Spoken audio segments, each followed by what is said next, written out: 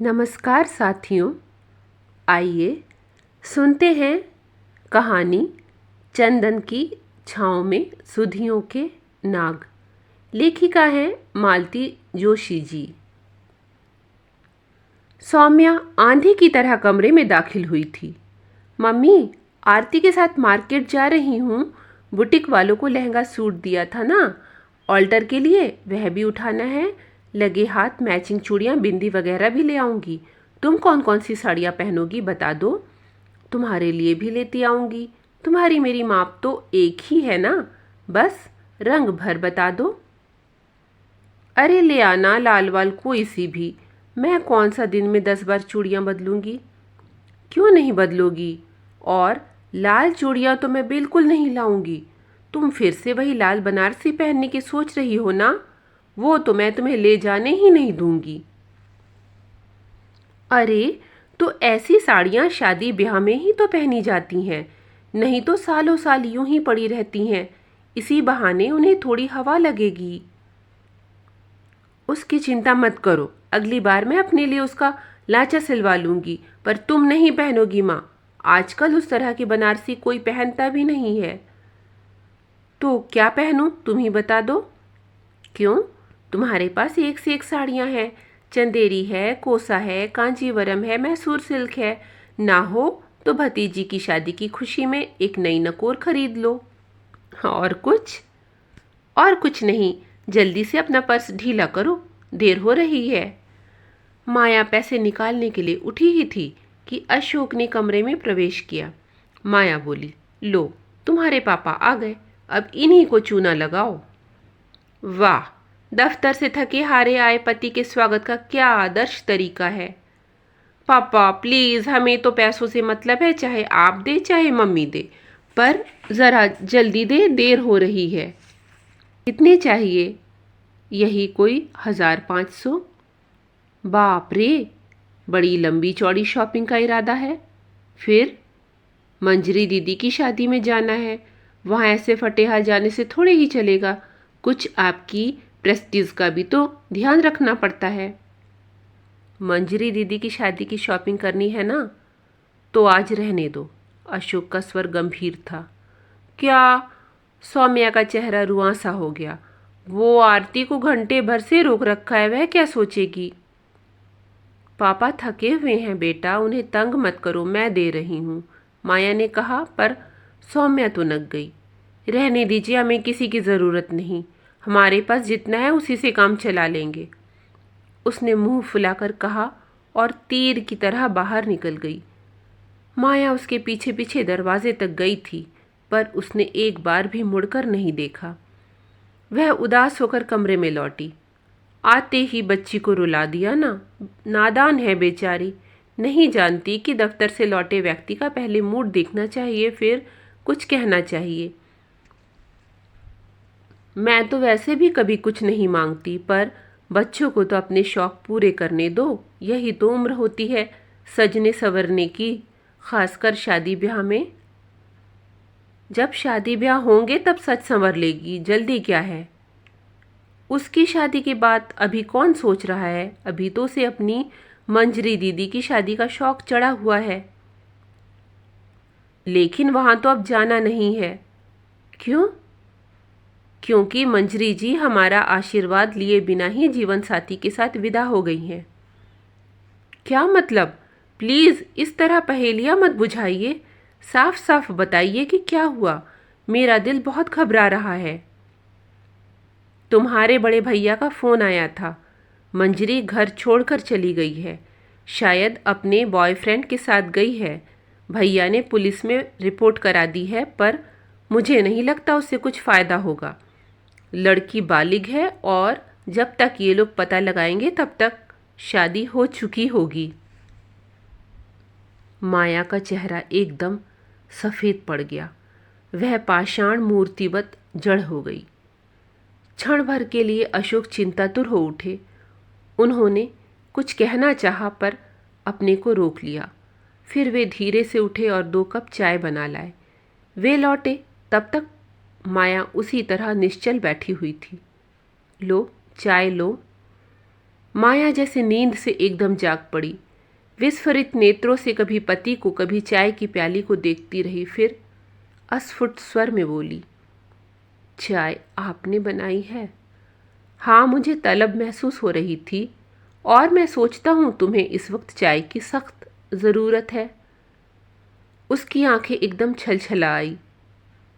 मैं अभी आई, कहकर वह उठी और काफ़ी देर बाद नमकीन की प्लेट के साथ नमूदार हुई। नमकीन का तो खैर बहाना था, क्योंकि चाय के साथ नमकीन और बिस्किट अशोक ले ही आए थे। यह अंतराल माया ने अपनी रुलाई रोकने के लिए किया था या फिर खुलकर रो लेने के लिए, क्योंकि जब वह लौटी उसका चेहरा धुला धुला लग रहा था। 2 घंटे बाद सौम्या घर लौटी तो उसका सारा गुस्सा काफुर हो चुका था। वह भूल ही गई थी कि बाजार जाते समय उसका मूड कितना उखड़ा हुआ था। अपनी सारी खरीदारी की नुमाइश डाइनिंग टेबल पर लगाते हुए वह चहक रही थी, मम्मी देखो तो मैं क्या क्या लाई हूँ। और पता है मम्मी, हमें एक नई दुकान का पता चला, इतनी छोटी सी कि एकदम से नज़र ही नहीं आती। हमें बुटीक वाली आंटी ने उनका पता दिया। उस दुकान पर इतने सारे सेट्स थे, मैं हर ड्रेस के लिए एक ले आई हूँ। अब तुम प्लीज़ नाराज़ मत होना। और तुम्हारे लिए चूड़ियाँ असेंबल करके ले आई हूँ, अब तुम प्लीज़ पहन लेना। हर साड़ी के साथ यह सेट चल जाएगा, बदलने का झंझट ही नहीं रहेगा। जब उसकी अनवरत कमेंट्री का कोई माकूल जवाब नहीं आया तो सौम्या को खटका हुआ। उसने मम्मी की ओर देखा। वह निर्लिप्त भाव से सौम्या की लाई चीज़ों को देख रही थी। चेहरे पर ना खुशी थी, ना गुस्सा और ना ही किसी तरह की उत्सुकता। उसे डर लगा। जाते समय थोड़ी बदतमीजी करके गई थी, तो क्या मम्मी इसीलिए नाराज़ है? उसने झट से दोनों बाहें मम्मी की गले में डाल दी। सॉरी मम्मी, उस समय उलूल जुलूल कुछ कह गई थी ना मैं। पर क्या करूं, इतना गुस्सा आ रहा था। आरती को स्पेशली कॉलेज से इसीलिए पकड़ कर लाई थी। उसके सामने मेरी सोचो क्या इज्जत रह जाती। माया बेटी के भोले चेहरे को मुग्ध भाव से देखती रही, फिर प्यार से उसके गाल थपथपा कर बोली, मैं नाराज़ नहीं हूँ रे, बस थोड़ी सी अपसेट हूँ। क्यों? मंजरी ने देखना क्या कर लिया। क्या कर लिया? सौम्या ने आशंकित स्वर में पूछा। घर छोड़कर चली गई है। ओह, सौम्या ने राहत की सांस लेते हुए कहा, तुमने तो मुझे डरा ही दिया था। इतनी देर में मैं पता नहीं क्या क्या सोच गई थी। पिछले कुछ दिनों से उनका फ़ोन भी नो रिप्लाई आ रहा था। अब समझ में आ रहा है, वे अपनी लोकेशन छुपाना चाह रही होंगी। खानदान की नाक कटवा दी लड़की ने। मम्मी, यह तो होना ही था। दीदी ने तो कहा ही था कि ये लोग अगर ऐसे नहीं मानेंगे तो मैं ऐसा मज़ा चखाऊंगी कि याद रखेंगे। मैं तो पहले से ही इस खबर की प्रतीक्षा कर रही थी, पर जब कार्ड वार्ड सब छप कर आ गए तो मुझे लगा दीदी ने स्थितियों से समझौता कर लिया है। मतलब तुम्हें पता था? सबको पता था। छोटे मामा, आभा मौसी, छाया मौसी सब जानते थे। एक तुम ही पता नहीं किस दुनिया में रहती हो। माया आश्चर्य से बेटी का मुंह देखती रह गई। 2 घड़ी रात बीत चली थी, पर उसकी आंखों में नींद का नाम नहीं था। यूं तो मन उसका शाम से ही उचाट था, पर सोचने की फुर्सत नहीं थी। घर के ढेर सारे काम उसकी बाट जोह रहे थे। वह बेमन से ही सही मशीन की तरह रोज़ के सारे काम निपटाती रही। अब जाकर सोचने की कुछ मोहलत मिली है। उसका मन बार बार बलरामपुर की ओर लौट रहा था। उस हाहाकार की कल्पना कर रहा था जो वहाँ मचा होगा। अच्छा हुआ जो अम्मा बाबूजी यह दिन देखने के लिए जिंदा नहीं है, नहीं तो शायद शर्म से ही मर जाते। नींद नहीं आ रही थी, फिर भी वह दम साधे पड़ी रही। नींद नहीं आ रही थी, फिर भी वह दम साधे पड़ी थी कि पति की नींद में खलल ना पड़े। आधी रात के करीब वह धीरे से पानी पीने के लिए उठी। लौट कर देखा पति जाग रहे हैं और एक टक उसी की ओर देख रही हैं। उनकी उस टकटकी से घबराकर उसने पूछ ही लिया, नींद नहीं आ रही है क्या? किसे? उन्होंने प्रति प्रश्न किया। मुझे तो खैर नहीं ही आ रही है, मंजू पर इतना गुस्सा आ रहा है कि बस। क्यों? अरे यही सब करना था तो ज़रा पहले कर लेती ना, हमारा पैसा तो बर्बाद ना होता। इतनी सारी ख़रीदारी की, उसके लिए साड़ी ली, झुम के लिए बच्चों के कपड़े बनवाए, ऊपर से 4 लोगों के आने जाने के टिकट बनवाए। इन सब में पैसा नहीं लगता क्या? सुनो, अगर अभी टिकट वापस कर दे तो रिफंड पूरा मिलेगा ना? तुम शाम से क्या इसी बात का सोग मना रही हो? तो पैसा क्या ऊपर से बरस रहा है? हम कोई उनकी तरह धन्ना सेठ हैं? क्या एक बार भी उसे शाबाशी देने का मन नहीं हुआ? शाबाशी? वो किस लिए? इसलिए कि जो साहस बुआ नहीं जुटा सकी, जो काम बुआ नहीं कर सकी, वह भतीजी ने कर दिखाया। माया का चेहरा एकदम सफ़ेद पड़ गया। वह पत्ते की तरह कांपने लगी। यह खबर सुनने के बाद शाम को भी उसकी हालत अजीब सी हो गई थी, पर इस समय तो अशोक डर ही गए। उन्होंने उसके दोनों कंधे मजबूती से पकड़ लिए और डपट कर कहा, ये क्या पागलपन है? Study yourself. आपने इतनी बड़ी बात कैसे कह दी? उसका स्वर आक्रामक था। मैंने किसी का नाम तो नहीं लिया ना, फिर तुम इतनी अपसेट क्यों हो रही हो? माया एकदम शांत हो गई। उसका वह क्षणिक आवेश क्षण भर में ही उतर गया और वह निस्पंद होकर पति की बाहों में ही लुढ़क गई।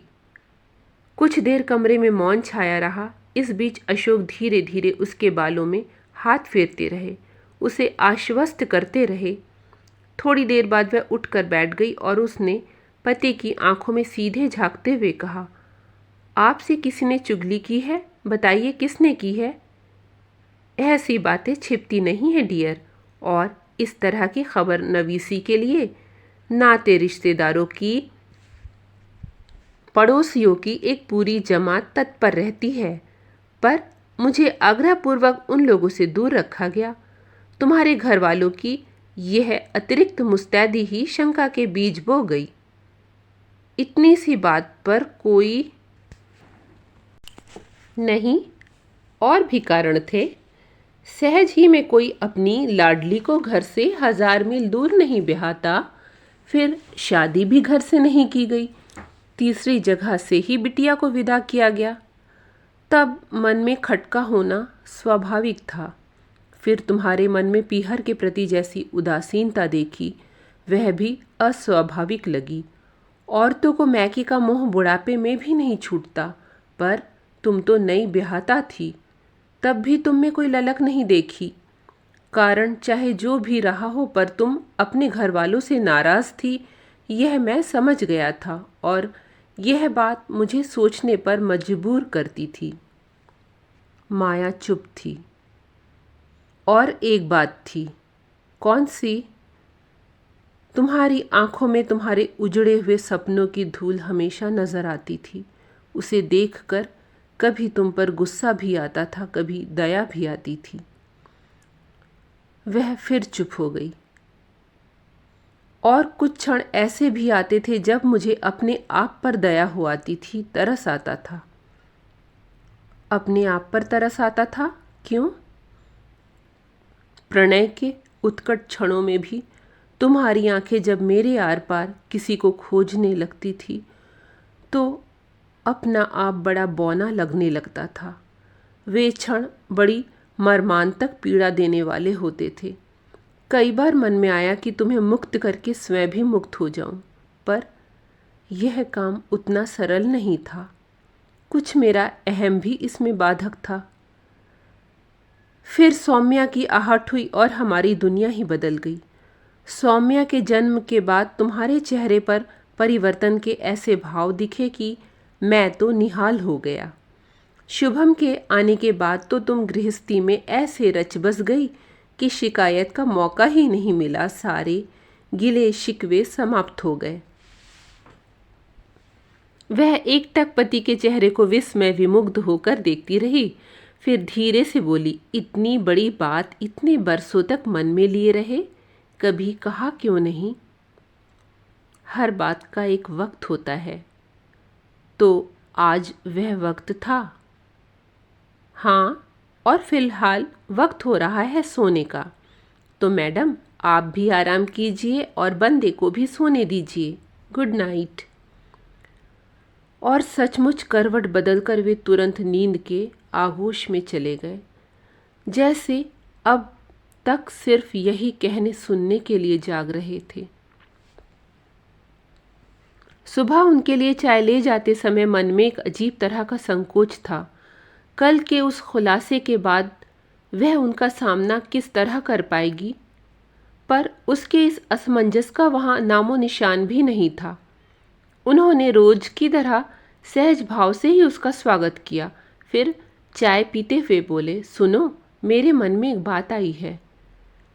वह प्रश्नवाचक नजरों से उन्हें देखती रही। तुम्हें उन टिकटों की बहुत चिंता हो रही है ना? ऐसा करते हैं कि उन टिकटों का उपयोग कर ही लेते हैं। दोनों मिलकर बड़े भैया के पास हो आते हैं। किस लिए? अरे, उन्हें समझाएंगे कि समय आपके लिए चाहे ठहर गया हो, पर इन 25 वर्षों में दुनिया बहुत आगे निकल गई है। मंजरी ने कोई गलती नहीं की है। उसने अपने लिए जो लड़का चुना है वह सुंदर है, संपन्न है, संस्कारी है, और मुख्य बात यह है कि मंजरी की तरह ही IIT वाला है। ऐसा लड़का अव्वल तो आपकी जाति में मिलता नहीं, मिलता भी तो 10-15 लाख से नीचे बात नहीं करता। इसीलिए बेटी की पसंद की दाद दीजिए और उसे घर बुलाकर ससम्मान विदा कीजिए। भैया कभी नहीं मानेंगे। हमारे इसरार पर उसे बुला भी लिया तो पता नहीं उसके साथ क्या सुलूक करेंगे। मार भी डालेंगे तो कोई आश्चर्य नहीं होगा। ओ गॉड, अशोक बोले, फिर तो यह पुण्य कार्य हमें ही करना होगा। गुड़िया से कहो जरा उसका पता लगाए। उन लोगों को यहीं बुलाकर हम उसी शुभ मुहूर्त में उसका कन्यादान करेंगे। आप तो कह रहे थे कि अब तक उन लोगों की शादी हो चुकी होगी। वह कोई शादी में शादी होगी? वह तो मात्र एक रस्म अदायगी होगी, कानून से बचने की एक तरकीब भर होगी।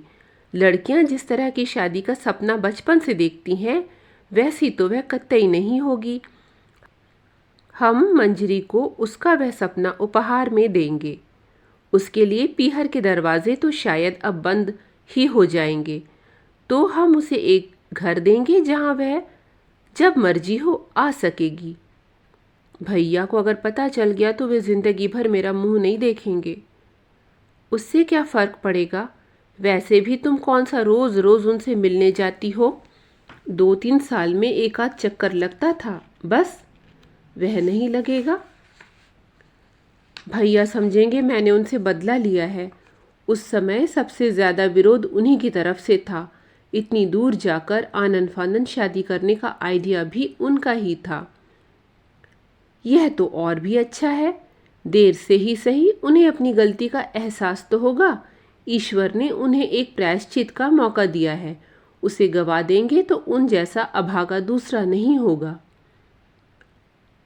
और मुझ जैसी दूसरी सुहागवती भी शायद दुनिया में दूसरी नहीं होगी। उसने मन में सोचा। जिंदगी भर वह सिर्फ अपने ही दुख को सहलाती रही। कभी भान ही नहीं हुआ कि एक देवता पुरुष सतत उसके पाश में खड़ा है। उसकी स्नेहिल छाया ही से तो उसे रेगिस्तान के पार ले आई है, जो इतनी बड़ी बात का उसे कभी एहसास तक नहीं हुआ। क्या वह कभी उनसे उर्ऋण हो सकेगी? मैडम, क्या सोचने लग गई?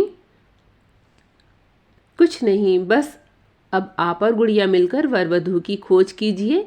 मैं बाकी की व्यवस्था देखती हूँ। चलो, इसी बहाने गुड़िया की शादी की रिहर्सल हो जाएगी। उसके मन में उल्लास की तरंगें फूट रही थी। निश्चित ही वह सिर्फ मंजरी के परिणय के लिए नहीं था। ये थी कहानी चंदन की छाँव में सुधियों के नाग का प्रस्तुतिकरण। अगर पसंद आई हो तो लाइक कर दीजिएगा। चैनल पर नए हो तो सब्सक्राइब कर लीजिएगा। धन्यवाद।